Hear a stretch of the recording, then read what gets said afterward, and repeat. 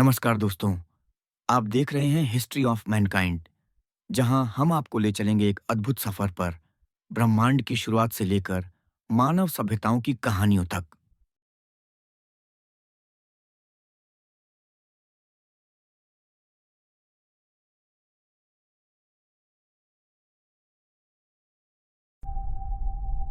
हमारे विश्व की कहानी एक ऐसी कहानी है जो अभी भी बहुत अपूर्ण रूप से ज्ञात है। कुछ 100 साल पहले मनुष्य के पास पिछले 3000 वर्षों से थोड़ा अधिक का इतिहास था। उस समय से पहले जो कुछ हुआ वह केवल किंवदंती और अटकलों का विषय था। सभ्य विश्व के एक बड़े हिस्से में यह माना और पढ़ाया जाता था कि विश्व का निर्माण ईसा पूर्व 4004 में अचानक हुआ था। हालांकि इस बात पर मतभेद था कि यह उस वर्ष के वसंत या पतझड़ में हुआ था।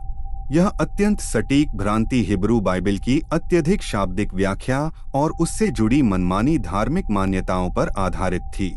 ऐसे विचारों को धार्मिक गुरुओं ने बहुत पहले ही त्याग दिया है और यह सर्वत्र स्वीकार किया जाता है कि जिस ब्रह्मांड में हम रहते हैं वह सभी दृष्टियों से एक विशाल कालखंड से और संभवतः अनंत काल से अस्तित्व में है।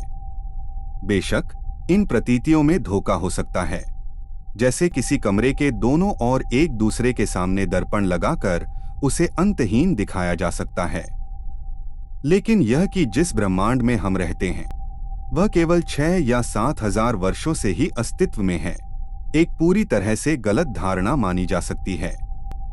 पृथ्वी, जैसा कि आजकल सभी जानते हैं, एक गोलाकार आकृति है। नारंगी रंग का एक हल्का संकुचित गोला जिसका व्यास लगभग 8000 मील है।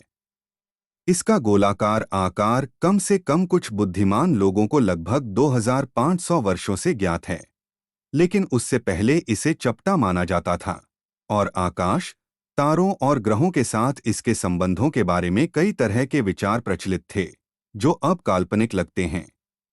अब हम जानते हैं कि यह अपनी धुरी पर, जो इसके भूमध्य रेखीय व्यास से लगभग 24 मील छोटी है, हर 24 घंटे में घूमती है और यही दिन और रात के परिवर्तन का कारण है। यह एक वर्ष में सूर्य के चारों ओर एक थोड़े विकृत और धीरे धीरे परिवर्तनशील अंडाकार पथ पर परिक्रमा करती है। सूर्य से इसकी दूरी अपने निकटतम बिंदु पर 51 लाख मील और 94 लाख मील के बीच बदलती रहती है। पृथ्वी के चारों ओर एक छोटा गोला, चंद्रमा, औसतन 239,000 मील की दूरी पर परिक्रमा करता है। पृथ्वी और चंद्रमा ही सूर्य की परिक्रमा करने वाले एकमात्र पिंड नहीं हैं। बुध और शुक्र ग्रह भी हैं, जो क्रमशः 36 और 67 मिलियन मील की दूरी पर हैं। और पृथ्वी के घेरे से परे और असंख्य छोटे पिंडों, ग्रहों की पट्टी को छोड़कर मंगल, बृहस्पति, शनि, यूरेनस और नेपच्यून क्रमशः 141, 483, 886, 1782 और 1793 मिलियन मील की औसत दूरी पर हैं। लाखों मील में ये आंकड़े मन के लिए समझना बहुत कठिन है। यदि हम सूर्य और ग्रहों को एक छोटे, अधिक बोधगम्य पैमाने पर प्रस्तुत करें तो यह पाठक की कल्पनाशीलता में मदद कर सकता है। यदि हम अपनी पृथ्वी को 1 इंच व्यास की एक छोटी गेंद के रूप में दर्शाते हैं तो सूर्य 9 फीट चौड़ा और 323 गज दूर एक बड़ा गोला होगा, जो लगभग 1 मील का 5वां हिस्सा है, यानी 4 या 5 मिनट की पैदल दूरी।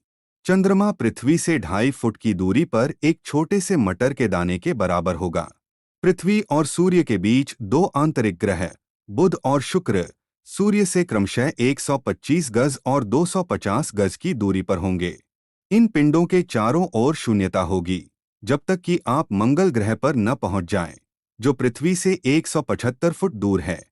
बृहस्पति लगभग 1 मील दूर, 1 फुट व्यास का, शनि, जो थोड़ा छोटा है, 2 मील दूर, यूरेनस 4 मील दूर और नेपच्यून 6 मील दूर।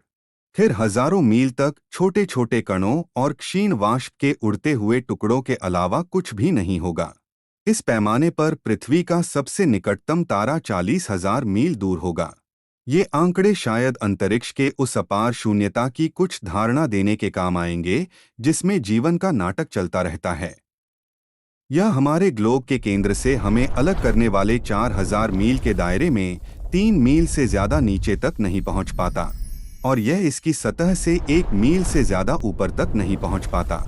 जाहिर है, अंतरिक्ष की सारी असीमता अन्यथा खाली और मृत है। सबसे गहरे समुद्र की खुदाई 5 मील तक जाती है। एक हवाई जहाज की दर्ज की गई सबसे ऊंची उड़ान 4 मील से थोड़ी ज्यादा है। लोग गुब्बारों में 7 मील ऊपर तक पहुंच चुके हैं, लेकिन इसके लिए उन्हें बहुत कष्ट सहना पड़ा है। कोई भी पक्षी 5 मील से ज्यादा ऊंचाई तक नहीं उड़ सकता और छोटे पक्षी और कीड़े मकोड़े जिन्हें हवाई जहाज ऊपर ले जाते हैं, उस स्तर से बहुत नीचे बेहोश होकर गिर जाते हैं।